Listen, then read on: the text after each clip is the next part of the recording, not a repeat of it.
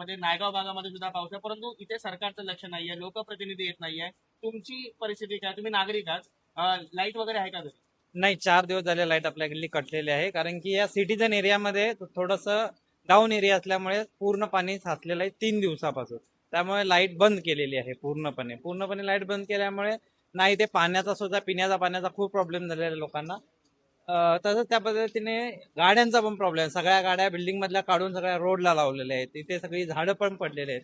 ते काल तर बघायला गेला तर या लेवलला इथे पाणी लागलं होतं. म्हणजे इथे दुकानाची लेवल आहे ती पण ग्राउंड लेवलला झाली. नाही बघा, म्हणजे आपल्याकडे पाणी जे आहे आपल्याकडे वाईट परिस्थिती असताना आपल्या साध्या अपेक्षा असतात की सरकारने किंवा हा प्रशासनाने लक्ष म्हणजे द्यावं. प्रशासनाने येऊन लक्ष द्यायला पाहिजे होतं की बाबा कुठे पाणी थकतंय का, किंवा कुठून हा फ्लो इथे निर्माण होतोय एवढा. कारण की या 25 वर्षामध्ये या नायगावमध्ये कधीच पाणी भरलं नाही. आम्ही तर आता 10-12 वर्ष बघतो या नायगाव म्हणजे या सिटीजन एरियात कधी पाणी एवढं भरलेलं नव्हतं. याच टायमाला एवढं पाणी भरलं, ते भरायचं कारण काय मेन गोष्ट. कारण की फ्लो असेल, पाऊस कितीही लागला तरी पाणी निघून जातं. आता 48 म्हणजे 24 तासात ओलडून गेले तरी पाणी हे फ्लो निघून गेलेलं नाहीये. आता कुठे कुठे थोडं पाणी खाली होत आहे.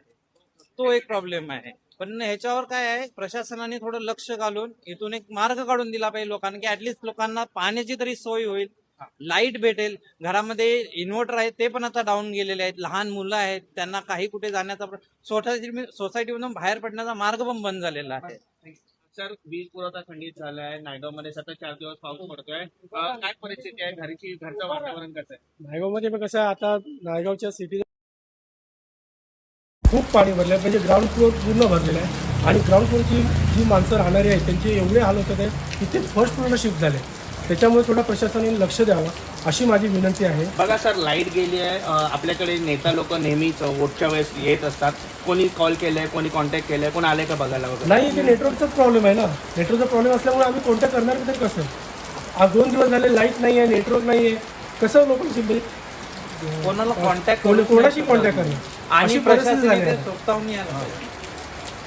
एक शेवटचा प्रश्न तुम्हाला विचारतो की लहान मुले आहेत, आता आजार पण सुद्धा वाढू शकतं. काय वाटतं, प्रशासनाने येऊन लक्ष दिलं पाहिजे? हो, लक्ष तर दिलाच पाहिजे ना. कारण 2 दिवस झाले कोणीच येत नाही, कोणीच विचारत नाहीये.